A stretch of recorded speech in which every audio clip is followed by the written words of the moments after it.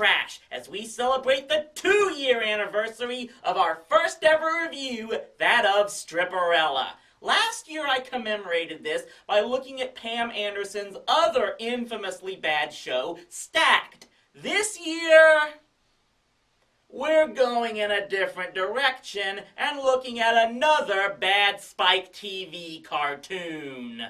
As I mentioned in the first review, Stripperella was part of a block of cartoons made for Spike TV's launch, as its executives thought they could make animation for adults. And instead of making perhaps a die-hard cartoon or something else action-packed, they instead went for booby and toilet humor that most guys grew out of when they turned 17. And amazingly, Stripperella wasn't even the worst of that lot. Oh yes, if you didn't think there could be anything worse, let me introduce you to Gary the Rat. Gary the Rat is the creation of Mark and Rob Cullen.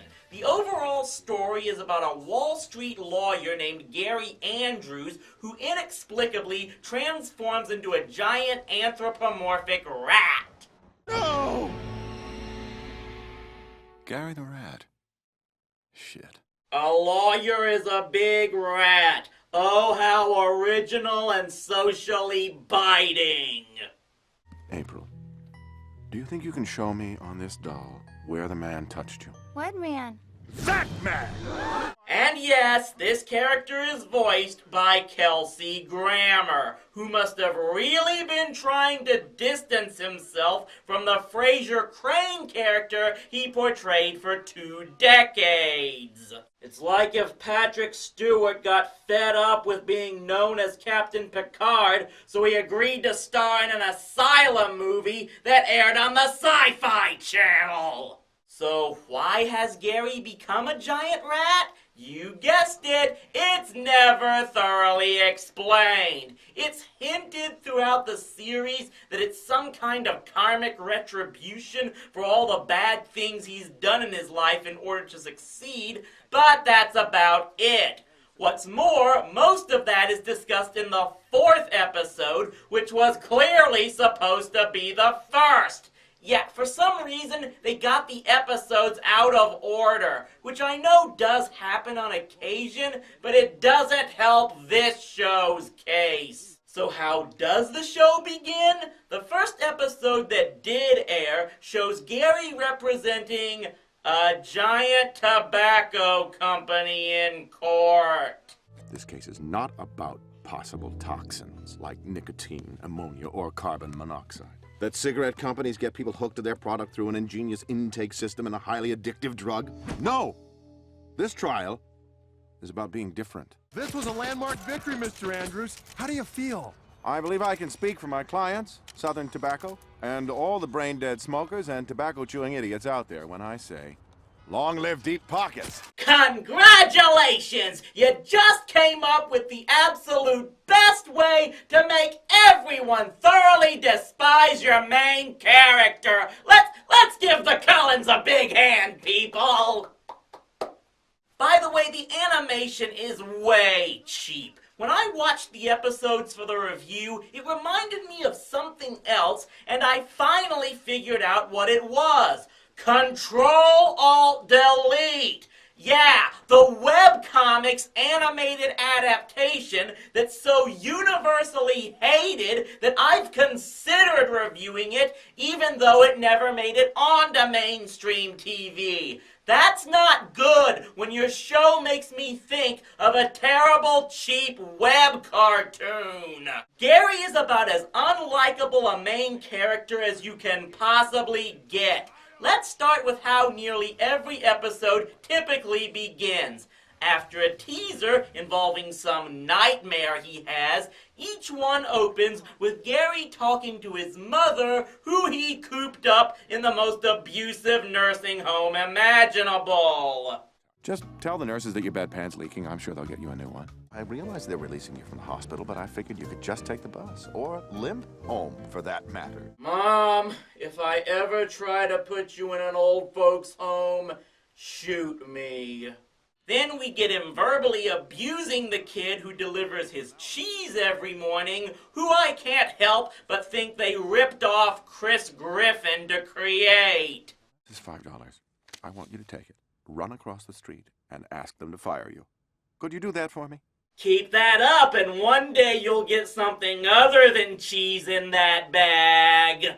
Now, I've railed on unlikable characters from the beginning of my reviews, but I will concede that it's possible to make a jerk of a main character and make it enjoyable. Despite my dislike for South Park, I admit a lot of people like watching Eric Cartman, and TV Guide once selected Louis De Palma of Taxi as the greatest TV character ever. I attribute this to two things. They're both extremely over the top in just how dickish they are, and there's a sense that they will get their comeuppance in the end. Gary doesn't work because he's not only an a-hole to everyone and completely unremorseful in anything he does, but he never gets retribution for anything other than just, being a giant rat, which he appears to accept and live with.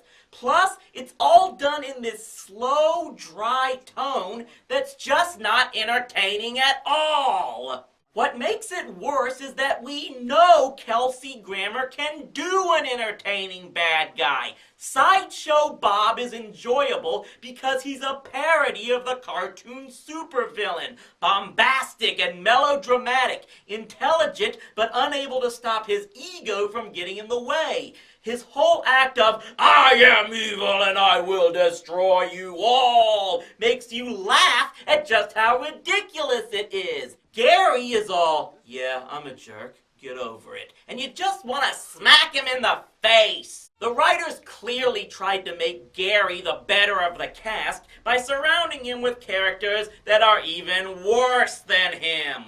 For example, there's his boss, Mr. Harrison, who's always threatening to fire him, even though he's the firm's best attorney. He's a complete prick, no doubt, but I have to admit he's tolerable just because he comes off as more of a caricature. And if you can't reason with that little worldly oddity, then threaten his life, or kill him. That always works for me. He's like Richard Fish if he had absolutely no soul. Then there's the whole side plot involving Johnny Bugs, who was hired by Gary's Homeowners Association president to kill him. $1,000. I had no idea it would be so much. I won't pay it. Oh, no? Well, how's about I punch you in the throat and then drown you in the toilet? I guess the Orkin Man has a policy against exterminating unwanted tenants? Bugs is supposed to be the villain, but he's undoubtedly the best character in the whole show because, here I go again, he's exactly the type of over-the-top villain I described earlier. Heck, he even has a villain's lair inside a double-wide that must have the same technology as the TARDIS from Doctor Who. When the time is right, I'm gonna shish-kebab the rat bastard. Now I won't be able to get a gun past the metal detector, so I'm gonna use a spear. But there's the little matter of how he keeps killing innocent bystanders because he's a terrible shot. I'm gonna kill that vile, vicious vermin if it's the last thing I do. Is there anyone we can cheer for in this show? Apparently not, because pretty much every single person is a jerk. Everyone in Gary's building is a scumbag who wants him out simply because he's now a rat. The show makes them all out as a bunch of racist pricks, right down to... Hello, boys. That's a good look. Halloween's coming. I can't even comment on that. So yeah, they play the race card for sympathy, but it doesn't work. 1. While he didn't choose to become a rat, it suggested he was turned into one because of his prior actions, which carries over to the second reason. You're not going to get sympathy for being discriminated against when you're the biggest POS in the city! Taxi! I know exactly how you feel. Watch this. Taxi! I'd let you have it, but I'm very late. Making everyone else wretched doesn't make your protagonist likable by default. It only makes me want everyone in the show to die a fiery, horrible death. Beyond that, most of the episodes are just uneventful. Like this one, when Gary goes to his high school reunion to confront his old rival, and so he pees in the punch, beats him in the reunion king election, which we knew would happen because we saw him rig it minutes earlier, and then the rival gets killed by bugs.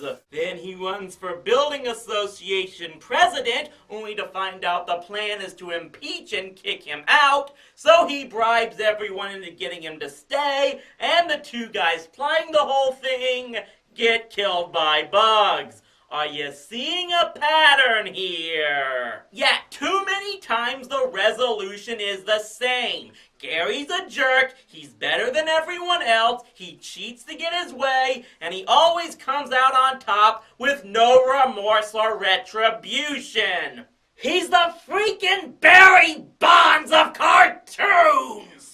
The show lasted the same 13-episode number that Stripperella did, and I'm shocked that Spike TV not only gave them the full season, but obviously gave the producers enough notice of the cancellation to have them write up what I think was a finale. It involved Bugs finally getting arrested for all the people he killed and Gary having to represent him. Then Gary decides that using a legal loophole to stay Bugs' execution will turn him back into a human, not knowing that Bugs is planning to blow him up at the execution. Trust me, it's not nearly as cool as it sounds. Stop the execution! Suck on this, rat scum! This is gonna suck.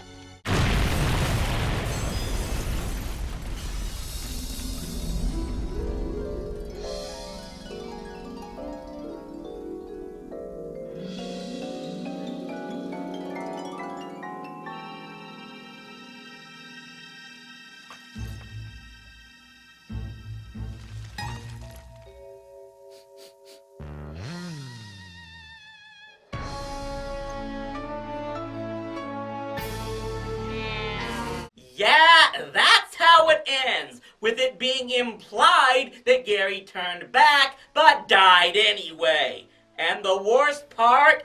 I didn't care what happened. The whole last act was about Gary racing against time to save Bugs, and I was completely disinterested as to how it would turn out. And I honestly don't know if it was because the whole scene was horribly written in paste, or if I just cared that little about the characters. But I'm guessing it was a combination of both, because overall, this show was the biggest waste of my time in 2 years of doing reviews!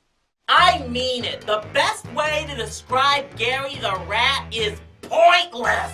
It often seems like it's not even worth complaining about. The stories are boring and uneventful, often recycling the same jokes from previous episodes that weren't funny the first time, and the main character is just one big middle finger to the working class everyman that Spike TV is supposedly catering to. There have been cartoons made in the past 15 years that appeal to adults and kids alike, mostly by networks who have experience airing cartoons. But shows like this set the animation age ghetto back by claiming jerk-ass characters and vulgar language are the only ways to get adults to like animation, which is one big crock.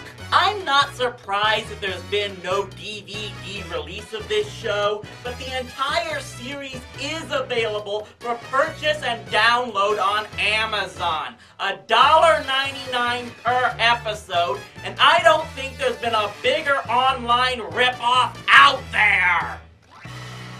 It just doesn't work when your main character is always mistreating everyone! Now, after having to endure this piece of crap, my producer and I are going to go have a philosophical discussion. See you next time on TV Trash!